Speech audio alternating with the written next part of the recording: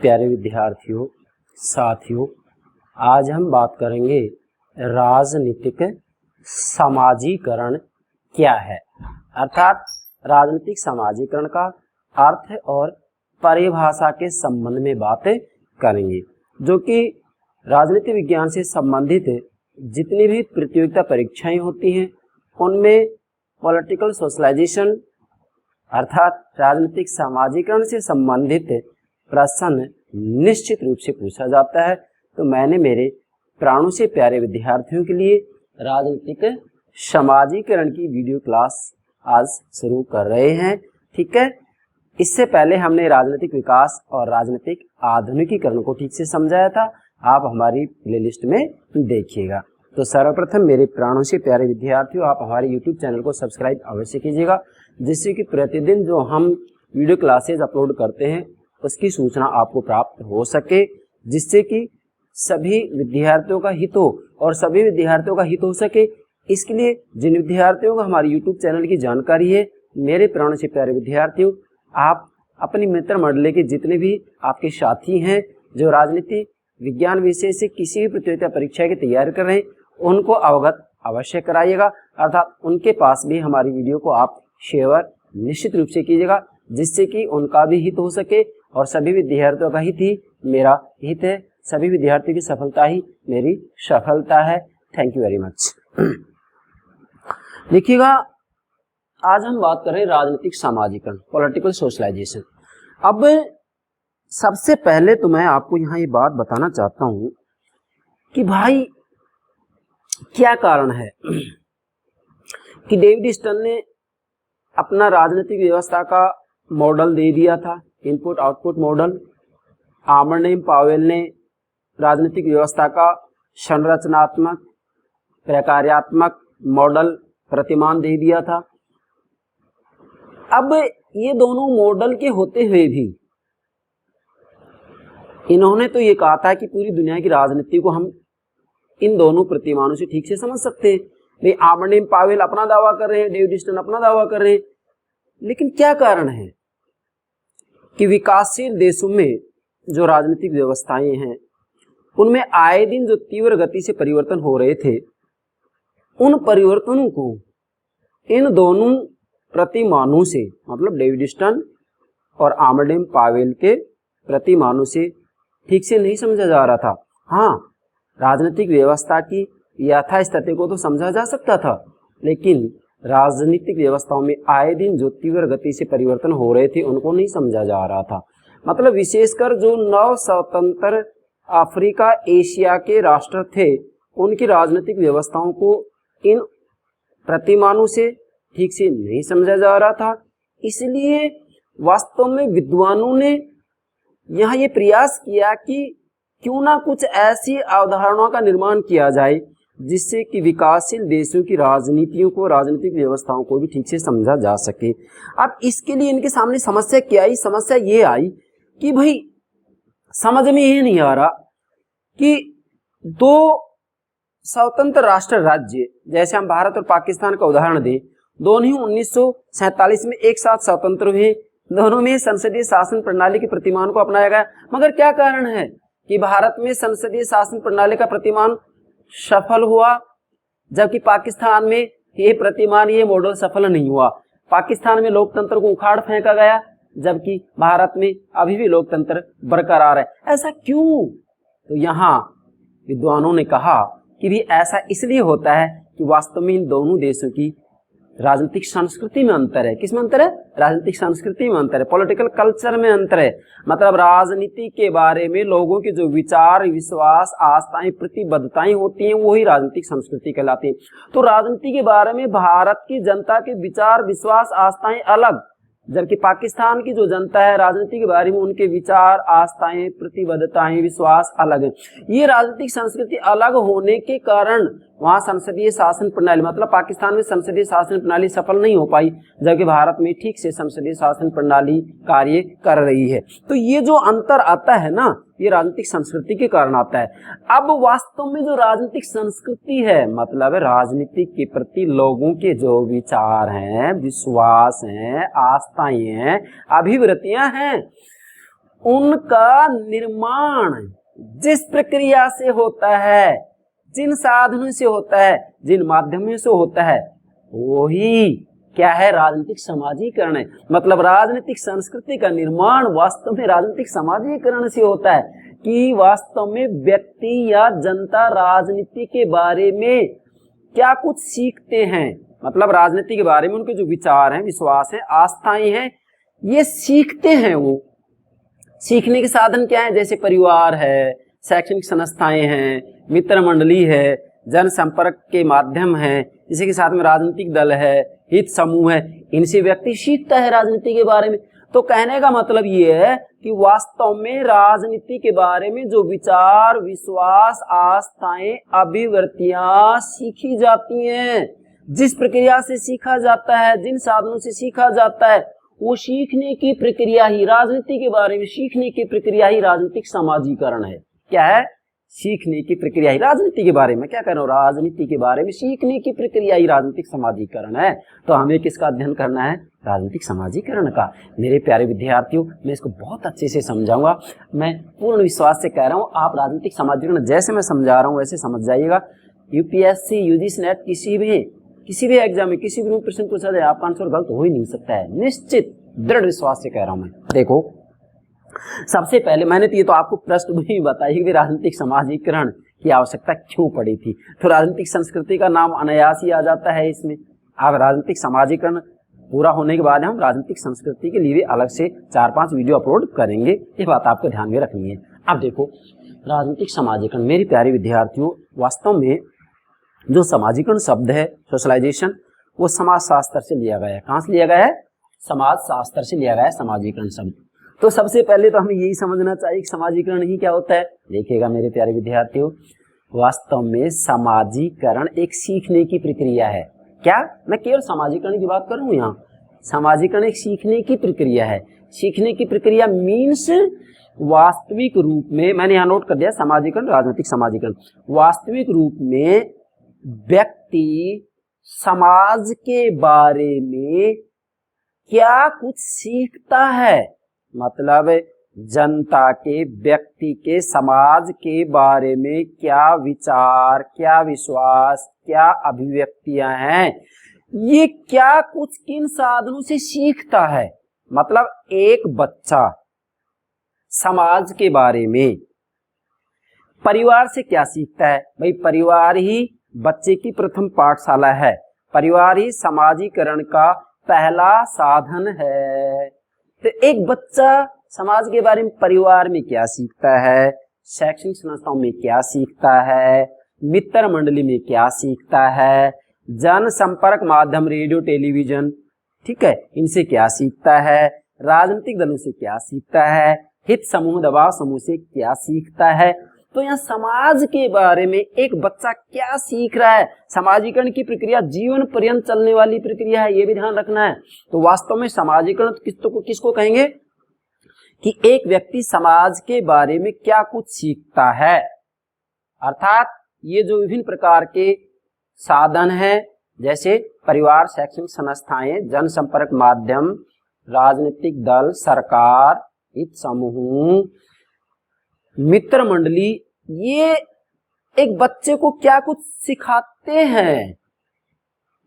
बच्चे को क्या कुछ सिखाते हैं, किसके बारे में? समाज के बारे में। तो समाज के बारे में एक बच्चा जो कुछ सीख रहा है, वह सीखने की जो प्रक्रिया वही समाजीकरण है। और राजनीतिक समाजीकरण क्या होगी? अब भाई समाजीकरण तो क्लियर होगा। तो वास्तव में राजनीतिक समाजीकरण का मतलब ये होगा कि वो ही बच्चा राजनीति के बारे में क्या कुछ सीखता है इन साधनों से। मतलब एक बच्चा राजनीति के बारे में परिवार से क्या सीखता है, शैक्षणिक संस्थाओं में क्या सीखता है, भाई विद्यालय महाविद्यालय में मित्र मंडली में क्या सीखता है, सरकार से क्या सीखता है, व्यवस्थापिका, कार्यपालिका, न्यायपालिका में भी तो विधायक सांसद बनेगा ना, फिर मंत्री भी बनेगा, तो वहां क्या सीख रहा है। इसके बाद में जो जनसंपर्क के माध्यम होते हैं, रेडियो टेलीविजन वगैरह, ठीक है, इनसे क्या कुछ सीखता है ना। इसके बाद में हम कहेंगे कि जो पॉलिटिकल पार्टीज हैं, प्रेशर ग्रुप्स हैं, हित समूह हैं, इनसे क्या कुछ सीखता है, दबाव समूह से क्या कुछ सीखता है। तो जीवन पर्यंत सीख ही तो रहा है। तो कहने का मतलब है कि राजनीति के बारे में एक बच्चा, एक व्यक्ति क्या कुछ सीखता है, ये जो सीखने की प्रक्रिया है राजनीति के बारे में, वो राजनीतिक समाजीकरण है। अंतर स्पष्ट हो गया। यहाँ मैंने आपके लिए नोट कर दिया है समाजीकरण, ये समाज उन्मुखी है, मतलब यहाँ समाज के बारे में सीखा जाता है। राजनीतिक समाजीकरण, यहाँ राजनीतिक व्यवस्था के बारे में सीखा जाता है, पूरे पॉलिटिकल सिस्टम के बारे में सीखा जाता है। किससे सीखा जाता है? परिवार से सीखेगा, शैक्षणिक संस्थाओं से सीखेगा, जनसंपर्क के जो माध्यम है रेडियो टेलीविजन, इनसे सीखेगा, सरकार से सीखेगा, है। इसके बाद में राजनीतिक दल हैं, हित समूह हैं, दबाव समूह हैं, इनसे सीखेगा। ठीक है, तो राजनीति के बारे में क्या सीख रहा है? वो राजनीतिक समाजीकरण है। समाज के बारे में क्या सीख रहा है? वो केवल समाजीकरण है। क्लियर हो गई ये बात? अच्छा, अब इधर आइए, ये तो मैंने एक सामान्य पृष्ठभूमि तैयार की है, तो अब यहाँ समझें आप। देखिएगा मैंने आपके लिए डायग्राम बनाया जिससे आप पॉलिटिकल सोशलाइजेशन को ठीक से समझें। अब यहाँ बहुत अच्छे से ये बात स्पष्ट हो जाएगी। वो तो मैंने एक लेक्चर्स के रूप में एक मतलब व्याख्यान दिया है जिससे आप इसको समझें। ये राजनीतिक समाजीकरण नोट किया मैंने। यहाँ नियामक मतलब निर्धारक तत्व, यहाँ नियामक। यहाँ मैंने दो बातें नोट की है, पॉलिटिकल सिस्टम, राजनीतिक व्यवस्था, राजनीतिक संस्कृति, पॉलिटिकल कल्चर। मतलब राजनीतिक व्यवस्था, राजनीतिक संस्कृति, यहाँ जनता। क्या मतलब हुआ भाई? इसका मतलब ये है कि वास्तव में किसी भी देश की राजनीतिक संस्कृति कैसी होगी, राजनीति के बारे में लोगों के क्या विचार होंगे, क्या आस्थाएं होंगी, क्या प्रतिबद्धताएं होंगी, वो तो राजनीतिक संस्कृति कहलाता है। मगर इसी के साथ में हम ये कहीं जो राजनीतिक संस्कृति है, राजनीति के बारे में लोगों की जो विचार है, आस्थाएं हैं, प्रतिबद्धताएं बनी है, वो कैसे बनी है? कहीं ना कहीं से तो सीख रहा है ये। तो वास्तविक रूप में यहाँ राजनीतिक संस्कृति का जो निर्धारण होगा वो राजनीतिक समाजीकरण से होगा, क्योंकि एक बच्चा राजनीति के बारे में क्या कुछ सीख रहा है, उस सीखने से क्या करें, उस सीखने से ही राजनीतिक संस्कृति का निर्माण होता है। और राजनीतिक व्यवस्था, पॉलिटिकल सिस्टम, ये राजनीतिक व्यवस्था के प्रति लोगों या जनता के क्या विचार होंगे, स्वयं जो राजनीतिक व्यवस्था है इसके अंतर्गत जो संरचनाएं होती है, व्यवस्थापिका, कार्यपालिका और न्यायपालिका, ये स्वयं क्या भूमिकाएं निभाएंगे, ये राजनीतिक संस्कृति से निर्धारित होता है। और राजनीतिक संस्कृति राजनीतिक समाजीकरण से निर्धारित होती है।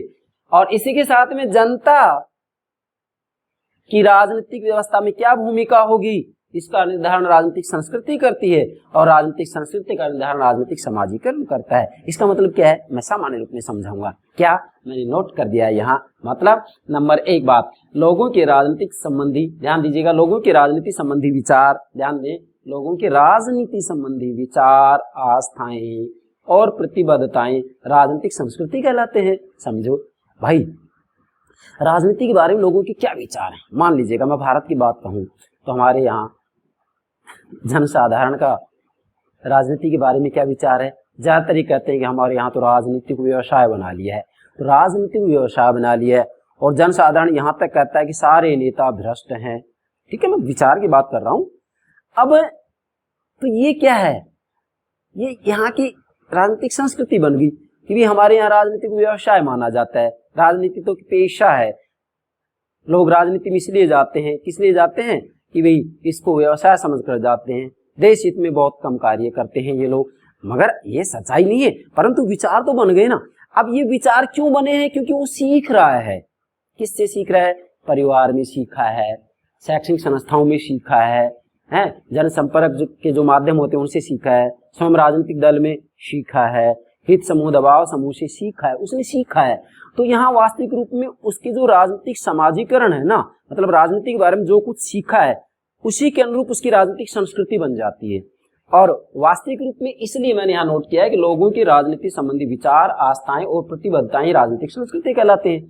दूसरा क्या है, राजनीति के बारे में लोगों की अभिवृत्तियां, विचारों और आस्थाओं के बनने की प्रक्रिया, बहुत महत्वपूर्ण है, बनने की प्रक्रिया को ही राजनीतिक समाजीकरण कहते हैं। अब नोट कीजिएगा भाई, राजनीति के बारे में लोगों के विचार, आस्थाएं, प्रतिबद्धताएं तो राजनीतिक संस्कृति, पॉलिटिकल कल्चर है। लेकिन जो ये विचार, आस्थाएं और प्रतिबद्धताएं है ना, वो जो बनने की प्रक्रिया है, मतलब एक व्यक्ति, बच्चा किससे सीख करके आ रहा है, जो बनने की प्रक्रिया है ना, वो राजनीतिक समाजीकरण है।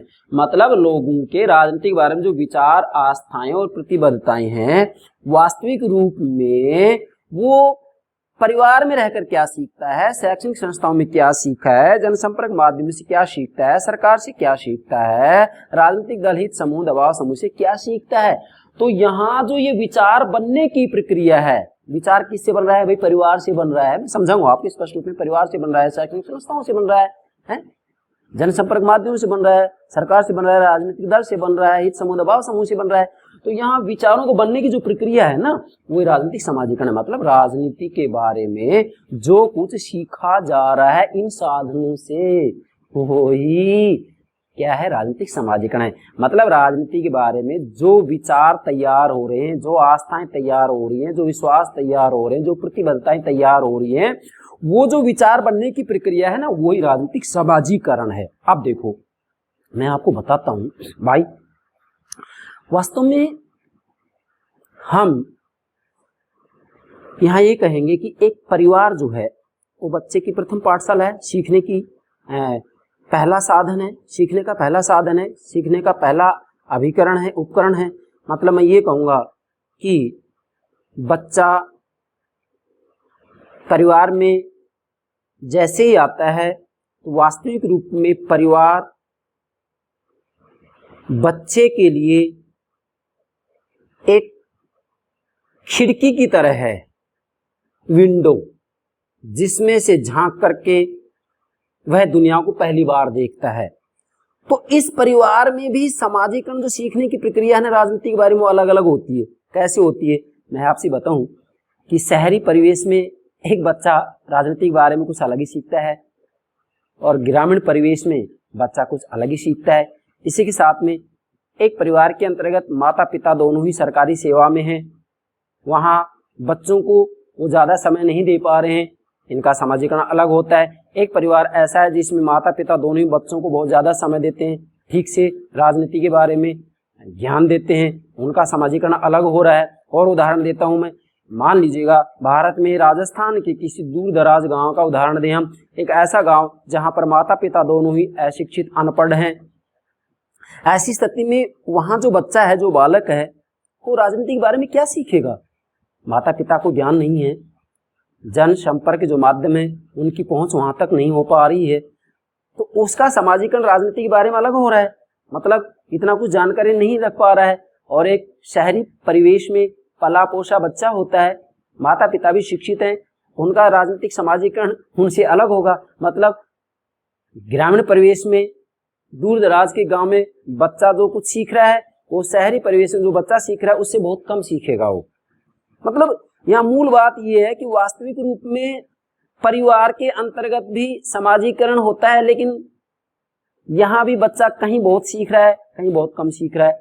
शैक्षणिक संस्थाओं में भी समाजीकरण होता है, सिखाया जाता है, लेकिन कहीं बहुत ज्यादा सिखाया जाता है, कहीं बहुत कम सिखाया जाता है। तो कहने का मतलब ये है कि जो समाजीकरण के साधन है, राजनीतिक समाजीकरण के जो साधन है, वास्तविक रूप में ये समय और परिस्थिति के हिसाब से कहीं बहुत ज्यादा व्यक्तियों को, बच्चों को राजनीति के बारे में जानकारी दे देते हैं और कहीं बहुत कम जानकारी प्राप्त हो पाती है। तो यहाँ सामान्य बात आपको ये ध्यान रखनी है कि वास्तव में राजनीति के बारे में जो विचार, आस्थाएं, प्रतिबद्धताएं होती हैं, वो विचार, आस्थाएं और प्रतिबद्धता बनने की जो प्रक्रिया होती है, एक बच्चा कहाँ कहाँ से क्या क्या सीख रहा है, ये विचार बनने की जो प्रक्रिया होती है राजनीति के बारे में, राजनीति के बारे में, वो राजनीतिक समाजीकरण है। मैं उदाहरण दूं भाई, एक परिवार में बच्चे के माता पिता दोनों ही राजनेता हैं।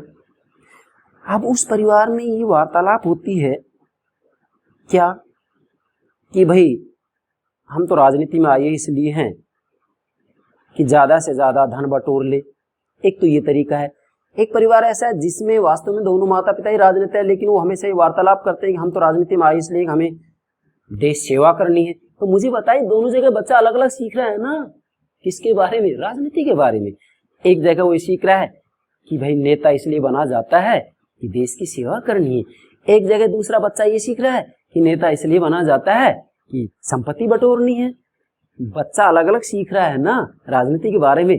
फिर तो राजनीति के बारे में सीखना है ना, क्या सीख रहा है परिवार से, शैक्षणिक संस्थाओं से। इस उदाहरण को आप आगे बढ़ा सकते हैं। शैक्षणिक संस्थाओं से क्या सीख रहा है, यही जो सीखने की प्रक्रिया है ना, वो राजनीतिक समाजीकरण है। ऐसा करता हूँ आप समझ गए होंगे, मैंने सामान्य अर्थ बतलाया है, ठीक है। अब इधर आइए, राजनीतिक समाजीकरण एक संकल्पना और प्रक्रिया दोनों ही, बहुत महत्वपूर्ण बात है, यूपीएससी एग्जाम में, यूजीसी नेट में पूछा जाता है। राजनीतिक समाजीकरण एक संकल्पना और एक प्रक्रिया दोनों ही है, और दोनों ही रूप में इसकी परिभाषा लेंगे हम। देखिएगा यहाँ मैंने नोट कर दिया है, नंबर 1 संकल्पना के रूप में, क्या संकल्पना के रूप में, कॉन्सेप्ट, संकल्पना के रूप में ये राजनीतिक विश्लेषण की इकाई है। मतलब राजनीतिक समाजीकरण का जब संकल्पना के रूप में प्रयोग किया जाता है तो इससे राजनीति का विश्लेषण किया जाता है। मतलब राजनीति को समझने के लिए यहाँ वास्तविक रूप में राजनीति को कुछ अलग अलग अंगों में, भागों में विभाजित किया जाता है और ठीक से राजनीति को समझा जाता है। जैसे कि राजनीति विज्ञान के जनक अरस्तु ने अपनी पुस्तक पॉलिटिक्स में विश्लेषणात्मक पद्धति का प्रयोग किया था। दूसरा है राजनीतिक समाजीकरण प्रक्रिया के रूप में। राजनीतिक समाजीकरण प्रक्रिया के रूप में है, कैसे? यह राजनीतिक संस्कृति का निर्माण माध्यम है। क्या? राजनीतिक समाजीकरण को जब हम एक प्रक्रिया के रूप में समझते हैं तो इसके अंतर्गत आप ये समझेंगे क्या कि यह, मतलब राजनीतिक समाजीकरण, यह राजनीतिक संस्कृति, पॉलिटिकल कल्चर, पॉलिटिकल कल्चर क्या है ये मैंने नोट कर दिया, इसलिए राजनीतिक संस्कृति का निर्माण माध्यम है। मतलब वास्तव में राजनीतिक संस्कृति का निर्माण जो होता है ना किसी भी देश में, भाई वो राजनीतिक समाजीकरण से ही होता है। मतलब एक बच्चा परिवार से क्या सीखता है, शैक्षणिक संस्थाओं से क्या सीखता है, जनसंपर्क के जो माध्यम है, रेडियो टेलीविजन, इनसे क्या सीखता है, सरकार से क्या सीखता है, मित्र मंडली में क्या सीखता है, राजनीतिक दल में क्या सीखता है, हित समूह दबाव समूह से क्या सीखता है, अन्य जितने भी गैर राजनीतिक संगठन उनसे क्या सीखता है बच्चा। तो जो ये सीख रहा है ना, उस सीखने से ही तो उसके विचार बनते हैं, उस सीखने से ही तो राजनीति के प्रति उसकी आस्था बनती है, उस सीखने से ही तो राजनीति के प्रति उसकी प्रतिबद्धताएं तैयार होती है। और जो ये कुछ सीख रहा है राजनीति के बारे में, वो सीखने की जो प्रक्रिया है ना, वही मेरे भाई राजनीतिक समाजीकरण है। यस, वही क्या है? राजनीतिक समाजीकरण है। और इस सीखने से ही राजनीतिक संस्कृति, पॉलिटिकल कल्चर का निर्माण होता है। मैंने क्या कहा है? इस सीखने की प्रक्रिया से ही राजनीतिक संस्कृति का निर्माण होता है। क्या कारण है कि ब्रिटेन के अंतर्गत संविधान अलिखित है, फिर भी वहां ठीक से राज्य व्यवस्था का संचालन हो रहा है? क्या कारण है? पॉलिटिकल कल्चर का कारण है। क्या कारण है? राजनीतिक समाजीकरण का कारण है। वहां वास्तविक रूप में बच्चा राजनीति के बारे में बचपन से ही ये सीखता है कि वास्तविक रूप में हमें देश सेवा करनी है। हम भारत का उदाहरण दें तो भारत के अंतर्गत बच्चा जन्म से ही, जैसे ही मतलब परिवार के अंतर्गत उसका जन्म होता है, परिवार ही बच्चे की प्रथम पाठशाला है, यहाँ से सीखना शुरू करता है। तो माता पिताओं से वो यही सीखता है, छल कपट। बताइए मुझे, तो वहां की राजनीतिक संस्कृति, ब्रिटेन की राजनीतिक संस्कृति अलग है, भारत की राजनीतिक संस्कृति अलग है। वहां राजनीतिक समाजीकरण अलग है, भारत में राजनीतिक समाजीकरण अलग है। यहाँ राजनीति के बारे में बच्चा सीखता है कि राजनीति व्यवसाय है, राजनीति में तो जो है बेईमानी, भ्रष्टाचार होता है, घोटाले किए जाते हैं। हाँ, समाचार पत्रों से बच्चा यही तो पढ़ता है। और British political culture, political socialization का जो प्रोसेस है, प्रक्रिया है, वो अलग है। इसलिए अगर हम ब्रिटेन और भारत का भी तुलना करें तो ब्रिटेन में संसदीय शासन प्रणाली भारत में संसदीय शासन प्रणाली से कई श्रेष्ठ रूप में कार्य कर रही है, और पाकिस्तान में संसदीय शासन प्रणाली सफल ही नहीं हो पा रही है, क्योंकि यहाँ पाकिस्तान की जो राजनीतिक संस्कृति वो हमसे भी गिरी हुई है। मैं इस बात को बहुत आगे बढ़ाना नहीं चाहता हूँ, मैंने कोई उदाहरण दिया है, ठीक है भाई। मतलब प्रक्रिया के रूप में राजनीतिक संस्कृति का निर्माण माध्यम, मतलब राजनीतिक संस्कृति का जो निर्माण होता है ना, वो राजनीतिक समाजीकरण से ही होता है। इसलिए मैंने यहाँ नोट कर दिया, राजनीतिक समाजीकरण राजनीतिक संस्कृति का नियामक है। भाई राजनीति के बारे में एक बच्चे के क्या विचार बन रहे हैं, तो विचार किससे बनेंगे? परिवार से बनेंगे, पाठशाला से बनेंगे ना, है जनसंपर्क माध्यम से बनेंगे, सरकार से बनेंगे, राजनीतिक दल से बनेंगे। इनसे क्या सीख रहा है? तो इनसे जो कुछ सीखता है वो सीखना, इसका मतलब उसके विचार बन गए, और राजनीति के बारे में जो विचार तैयार हो गए, जो उसके विचार बन गए, वही उसकी क्या बन जाती है? राजनीतिक संस्कृति बन जाती है। राजनीति के बारे में जो कुछ सीखा है, जो कुछ उसके विचार तैयार हो गए हैं, वो राजनीतिक संस्कृति बन जाती है उसकी। समझ रहे हैं या नहीं? इसलिए मैंने यहाँ नोट कर दिया, राजनीतिक समाजीकरण वास्तव में राजनीतिक संस्कृति का नियामक है। मतलब राजनीतिक समाजीकरण से ही राजनीतिक संस्कृति का निर्माण होता है। यस, फिर सुने क्या कह रहा हूँ, राजनीतिक समाजीकरण से ही राजनीतिक संस्कृति का निर्माण होता है। इसलिए परिवार में बच्चे को अच्छे से राजनीति के बारे में अच्छी जानकारी दी जाए। शैक्षणिक संस्थाओं में, विद्यालय, महाविद्यालयों में बच्चों को राजनीति के बारे में ये सिखाया जाए कि राजनीति एक व्यवसाय नहीं है, राजनीति आपस में लड़ाने की कला नहीं है, बल्कि राजनीति तो अंतः संबंधित क्रियाओं का एक समुच्चय है। या वास्तविक रूप में राजनीति तो दो व्यक्तियों, दो समूह के बीच जो निर्णयात्मक अंतःक्रिया होती है, वो निर्णयात्मक अंतःक्रिया राजनीति है। राजनीति संघर्षों का समाधान करने की प्रक्रिया है। राजनीति विवाद बढ़ाने वाली नहीं है, राजनीति संघर्ष कराने वाली नहीं है। राजनीति तो विवादों को समाप्त करना, संघर्ष को समाप्त करना, उनका समाधान करने की प्रक्रिया है। ये बच्चों को सिखाया जाए। मैं महाविद्यालय में देखता हूँ अक्सर कि एक छात्र छात्रा आपस में वार्तालाप कर रहे होते हैं, तीसरा कैंडिडेट वहां से गुजरता है, चाहे छात्र या छात्रा हो, तो मैंने सुना वो ये कहते यहाँ कोई राजनीति। अरे भाई, हो सकता है वो अपनी सिलेबस के बारे में कोई वार्तालाप कर रहे हो, आपको क्या मालूम वहां राजनीति है? तो राजनीति का गलत अर्थ लिया जा रहा है और इसको ही एक पीढ़ी से दूसरी पीढ़ी में हम सिखा रहे हैं। तो फिर आप अनुमान लगा सकते हैं कैसी राजनीतिक संस्कृति का निर्माण करवा रहे हैं हम बच्चों को जो कुछ सिखा रहे हैं उसके आधार पर ही, मतलब राजनीति के बारे में बच्चों को जो कुछ सिखा रहे हैं उसी से तो राजनीतिक संस्कृति बनती है। तो फिर राजनीति को ये यही मान के बैठेंगे कि राजनीति में लोग इसलिए जाते हैं कि घोटाले करने? नहीं, राजनीति में इसलिए जाते हैं कि देश की सेवा करनी। मैं ये कहता हूँ विश्वास के साथ बच्चों को ये सिखाया जाना चाहिए, जैसे विशेषकर किताबों में नोट कर दिया जाता है। क्या, मैं थोड़ा सा इसको लंबा लूंगा, क्या कि राजनीति अपराधियों की अंतिम शरण स्थली है। किताबों में लिखा हुआ है, बच्चों को रटाया जाता है। तो आप बताइए मुझे, राजनीति के बारे में बच्चों को क्या सिखा रहे हैं कि राजनीति अपराधियों की अंतिम शरण स्थली है? तो फिर कैसी संस्कृति का निर्माण होगा, कैसी राजनीतिक संस्कृति का निर्माण होगा? मैं कहता हूं कि बच्चों को यह सिखाइए कि राजनीति बुद्धिमान व्यक्तियों की अंतिम शरण स्थली होनी चाहिए। क्या? राजनीति बुद्धिमान व्यक्तियों की, विवेकवान व्यक्तियों की अंतिम शरण स्थली होनी चाहिए। बच्चों को ये सिखाया जाना चाहिए ना। और जब ये सिखाएंगे तो हाँ, कैसी राजनीतिक संस्कृति का निर्माण होगा? एक बहुत अच्छी राजनीतिक संस्कृति का निर्माण होगा। और अच्छी राजनीतिक संस्कृति का निर्माण होगा तो फिर राजनीतिक व्यवस्था में जो संरचनाएं, व्यवस्थापिका, कार्यपालिका और न्यायपालिका, इनमें जाने वाले व्यक्ति कैसे होंगे? मुझे बताइए, क्या घोटाले करेंगे वो? क्या वो रिश्वतखोरी करेंगे? नहीं, वो देश सेवा के लिए समर्पित होंगे। तो मेरे इन वाक्यों की कदर कीजिएगा और समझिएगा। चलिए, अब यहाँ मैं दोनों रूपों में इसकी परिभाषाएं ले रहा हूँ। देखिएगा, ये बात बहुत लंबी है राजनीतिक समाजीकरण की, लेकिन वही है कि हम समय की सीमा को ध्यान में रखते हुए इन बातों को बहुत आगे नहीं ले जा पा रहे हैं। कारण क्योंकि मैं बिल्कुल संक्षिप्त रूप में ये बातें समझाना चाह रहा हूँ। मैं आशा करता हूँ जो मैंने एग्जाम्पल आपको दिया है उससे आप ठीक से समझ गए सारी बात, मेरा संकेत क्या है। देखिएगा, अब यहाँ राजनीतिक समाजीकरण की जो परिभाषा विद्वानों ने दी है, मैंने यहाँ नोट कर दिया। दो रूपों में दी है, संकल्पना के रूप में और प्रक्रिया के रूप में। तो यहाँ सबसे पहले ले रहे हैं हम संकल्पना के रूप में राजनीतिक समाजीकरण की क्या परिभाषा दी गई है। एक विद्वान की परिभाषा ले रहे हैं, नोट कीजिएगा, एलन बाल। मतलब यहाँ ये संकल्पना के रूप में इसकी परिभाषा दे रहे हैं। और संकल्पना के रूप में क्या है? राजनीतिक विश्लेषण की एक इकाई है ये। मतलब राजनीतिक समाजीकरण वास्तविक रूप में राजनीतिक विश्लेषण की एक इकाई है। और राजनीतिक विश्लेषण की इकाई के रूप में ही एलन बाल ने राजनीतिक समाजीकरण की डेफिनेशन, परिभाषा दी है। यस, देखिएगा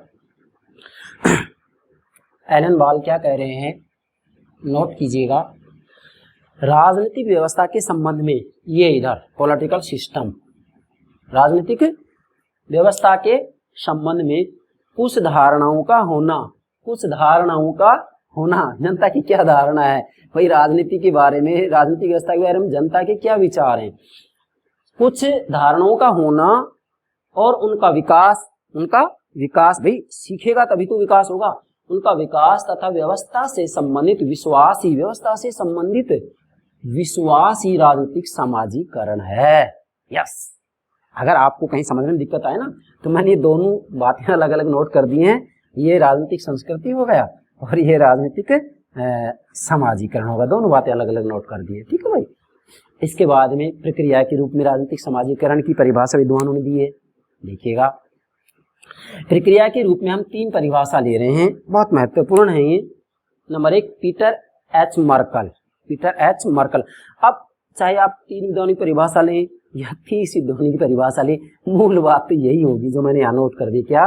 राजनीति के बारे में लोगों की अभिवृत्तियों, विचारों और आस्थाओं के बनने की प्रक्रिया को ही राजनीतिक समाजीकरण कहा जाता है। मतलब राजनीति के बारे में एक बच्चा क्या कुछ सीख रहा है, जिन साधनों से, जिन माध्यमों से सीख रहा है, वो सीखने की जो प्रक्रिया है, वो विचार बनने की जो प्रक्रिया है, वही राजनीतिक समाजीकरण है। बार बार कह रहा हूं ये बात में समझिएगा। मतलब ऐसा ना हो कि आप हमारी वीडियो को पूरा देख लें, इसके बाद में ये विचार नहीं आए कि मेरी समझ में नहीं, आप एकदम नृत्य करते हुए उठे कि हमने राजनीतिक समाजीकरण को अच्छे से समझ लिया। अगर आप ऐसा सोचेंगे, इस तरीके से समझेंगे, तो मेरी मेहनत मैं सफल मानूंगा, अन्यथा मेरी मेहनत बेकार जाएगी। फिर प्लीज मेरे प्यारे विद्यार्थी ध्यान दें, मैं हृदय से, अंतरात्मा से कह रहा हूँ कि मैंने यूट्यूब चैनल इसलिए बनाया है कि मेरे जीवन का एक लक्ष्य बन गया है कि मैं राजनीतिक विज्ञान के बारे में मेरे प्राणों से प्यारे विद्यार्थियों को संपूर्ण जानकारी दूंगा। और ऐसा मैं इसलिए कर रहा हूँ कि मैंने 23 वर्ष तक महाविद्यालय में जब मैंने पढ़ा है और वहाँ देखा कि विद्यार्थी जब राजनीतिक विज्ञान में एमए कर जाते हैं, स्नातकोत्तर की उपाधि ले लेते हैं, उसके बावजूद भी मैं उनसे पूछता हूँ कि पॉलिटिकल कल्चर क्या है, पॉलिटिकल सोशलाइजेशन क्या है, पॉलिटिकल सिस्टम क्या है, तो इसका कोई जवाब नहीं ले पाते हैं। मैं बड़ा भावुक हो जाता हूँ ऐसी स्थिति में। तो मैं इसी ही मेरे अनुभव को ध्यान में रखते हुए आपके सामने प्रतिदिन एक वीडियो अपलोड करूंगा और मैं राजनीतिक विज्ञान के संपूर्ण पाठ्यक्रम को मेरे प्राणों से प्यारे विद्यार्थियों को समझा कर रहूंगा। ये आप ध्यान दीजिएगा। पीटर एच मर्कल क्या परिभाषा दे रहे हैं? राजनीतिक समाजीकरण राजनीतिक व्यवस्था के द्वारा, ये पॉलिटिकल सिस्टम राजनीतिक व्यवस्था के द्वारा व्यवहार, प्रतिमान और राजनीतिक अभिवृत्तियां प्राप्त करना है। ठीक है, कोई बात है कि राजनीति के बारे में क्या कुछ विचार बन रहे हैं, क्या उसकी अभिवृत्तियां हैं, है ना। दूसरा है रॉबर्ट लेवाइन। नोट कीजिएगा, रॉबर्ट लेवाइन। अब मुझे यहाँ ज्यादा एक्सप्लेन करने की आवश्यकता नहीं है क्योंकि मैं यहाँ सारी बातें समझा चुका हूँ। रॉबर्ट लेवाइन क्या कर रहे हैं? राजनीतिक समाजीकरण व्यक्ति की राजनीतिक व्यवस्था में, व्यक्ति की राजनीतिक व्यवस्था में, मैंने देखा नहीं जनता, व्यक्ति की राजनीतिक व्यवस्था में, मैंने नोट कर दिया पहले ही, व्यक्ति की राजनीतिक व्यवस्था में सहभागिता के लिए मूल्यों, आदतों और प्रेरणा का साधन है। मतलब व्यक्ति की, जनता की राजनीतिक व्यवस्था के बारे में उसके क्या मूल्य हैं, उसकी क्या आदतें बन रही हैं, उसकी क्या प्रेरणा है, इसका एक साधन है राजनीतिक समाजीकरण। और इस राजनीतिक समाजीकरण के ही जो अभिकरण है वो कौन है? मैंने आपको पहले बता दिया था, परिवार है, शैक्षणिक संस्थाएं हैं, जनसंपर्क के माध्यम, आप चाहे तो नोट कर सकते हैं। परिवार राजनीतिक समाजीकरण के जो साधन है, परिवार, शैक्षणिक संस्थाएं जिसमें विद्यालय, महाविद्यालय, विश्वविद्यालय सब आ जाएंगे, है ना। शैक्षणिक संस्थाएं, जनसंपर्क के माध्यम, रेडियो, टेलीविजन इत्यादि। ठीक है, इसके बाद में हम मित्र मंडली की भी चर्चा कर सकते हैं, मित्र मंडली। ठीक है, इसी के बाद में हम चर्चा करेंगे सरकार, राजनीतिक दल, दबाव समूह, हित समूह, अन्य अनेकों गैर राजनीतिक समूह। इन सब जगह बच्चा राजनीति के बारे में कुछ ना कुछ तो सीखता ही है और सीखने की प्रक्रिया तो आजीवन है, जीवन पर्यंत चलती रहती है। जीवन पर्यंत कुछ ना कुछ बच्चा, व्यक्ति सीखता ही रहता है। यस। और तीसरी जो इसकी डेफिनेशन है बहुत महत्वपूर्ण है, आमंड और पावेल। क्या? आमंड और पावेल क्या कह रहे हैं?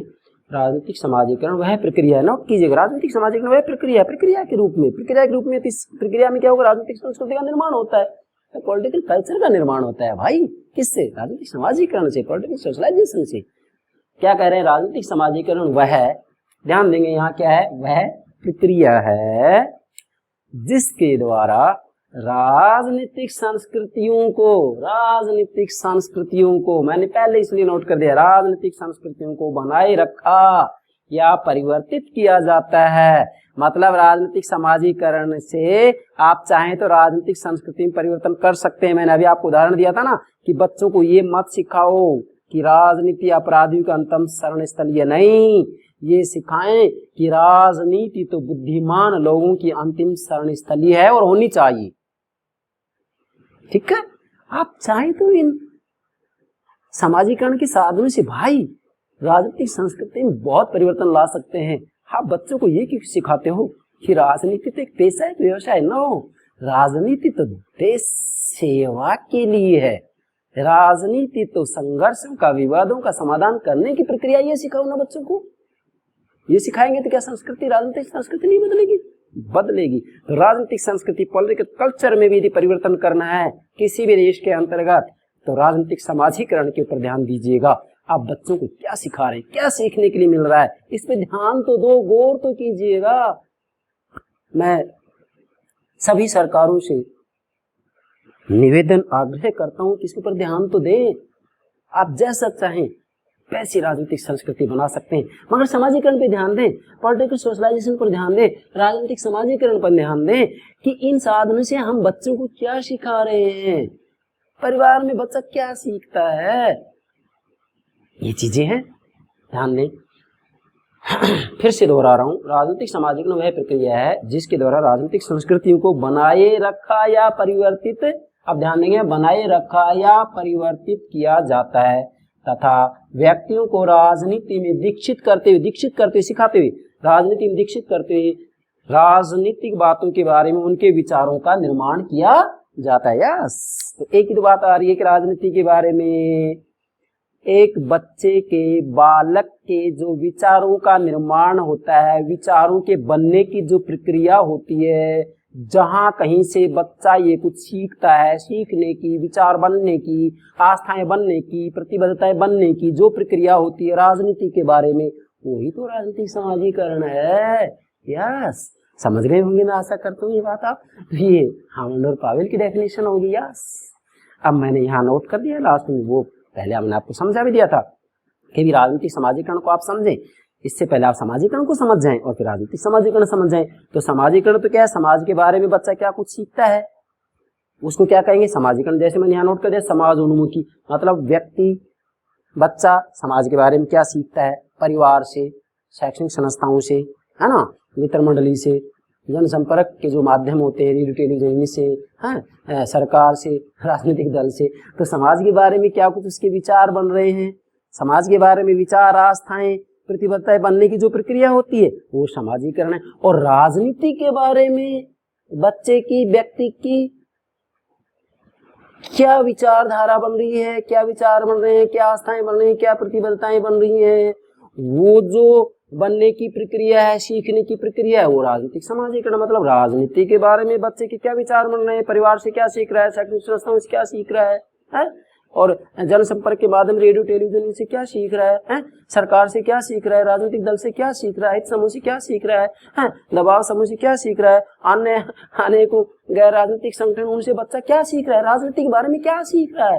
तो ये जो सीखने की, विचार बनने की जो प्रक्रिया है राजनीति के बारे में, फिर कह रहा हूं राजनीति के बारे में जो विचार बनने की प्रक्रिया, सीखने की प्रक्रिया, भाई वो ही तो राजनीतिक समाजीकरण है। यस, समझ गए होंगे, ठीक है। तो ये आज हमने राजनीतिक समाजीकरण क्या चीज है इसकी चर्चा की है, मैंने बहुत अच्छे से समझा है। फिर कह रहा हूं कि सबसे पहले आप ये देखिए राजनीतिक संस्कृति क्या है, फिर देखिए राजनीतिक समाजीकरण क्या है।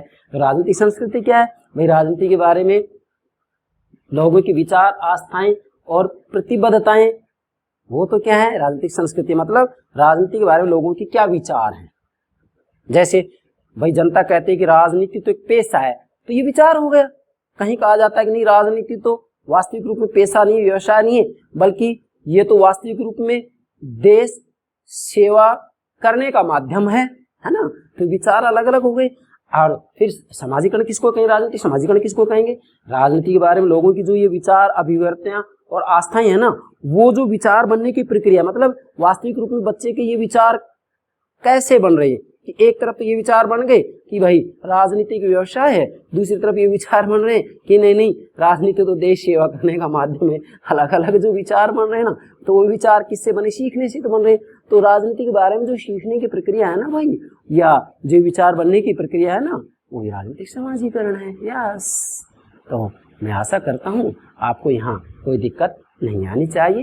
राजनीतिक समाजीकरण क्या चीज है आप ठीक से समझ गए होंगे, और राजनीति विज्ञान के विद्यार्थियों को तो बहुत जरूरी है, बहुत जरूरी है। 3 कॉन्सेप्ट हो गए यहाँ, राजनीतिक समाजीकरण, राजनीतिक व्यवस्था, राजनीतिक संस्कृति। राजनीतिक संस्कृति का अर्थ मैंने यहाँ नोट कर ही दिया है, राजनीतिक समाजीकरण तो समझा ही रहा हूँ मैं इसमें, ठीक है, कंप्लीट। और इसके बाद में पॉलिटिकल सिस्टम क्या है, आप थोड़ा सा मैं यहाँ बताऊंगा।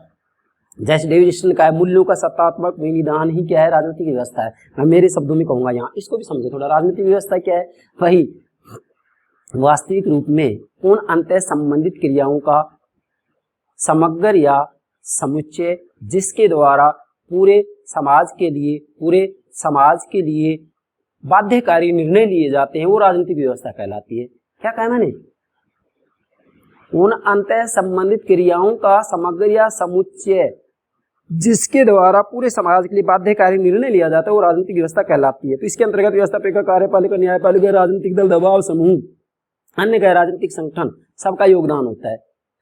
भाई देश के लिए जब कानून बनाया जाता है तो क्या अकेली व्यवस्थापिका का रोल होता है? नो, व्यवस्थापिका का रोल होता है, कार्यपालिका का भी होता है, न्यायपालिका का भी होता है, राजनीतिक दल का भी होता है, दबाव समूह का भी होता है, हित समूह का भी होता है, अन्य समाज में जितने भी समूह होते हैं उन सबका अपना अपना योगदान होता है मेरे भाई।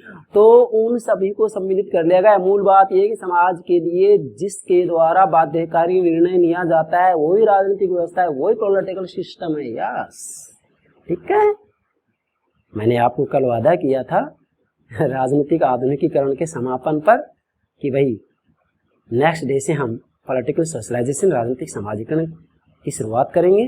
कुछ विद्यार्थियों की बार बार ये डिमांड थी कि सर पॉलिटिकल सोशलाइजेशन पहले समझाइएगा। मैंने मेरा जो सिलेबस में करा रहा हूँ उसमें भी मुझे आज राजनीतिक समाजीकरण की आवश्यकता थी, और मेरे विद्यार्थियों की भी मांग यही थी कि राजनीतिक समाजीकरण समझाइएगा। तो देखिएगा कैसा जो है आपस में हम ये कहेंगे समन्वय है, संजोग बैठा है कि मैं तो स्वयं राजनीतिक समाजीकरण को पहले समझाऊंगा। क्यों? राजनीतिक समाजीकरण ठीक से समझाएंगे तो ही हम राजनीतिक संस्कृति को समझ पाएंगे। ये बात आपको ध्यान में रखनी है। तो आशा करता हूँ ये सारी बातें ठीक से आपकी समझ में आ गई होंगी। तो मेरे प्राणों से प्यारे विद्यार्थियों, हमारे यूट्यूब चैनल को सब्सक्राइब अवश्य कीजिएगा। Thank you very much.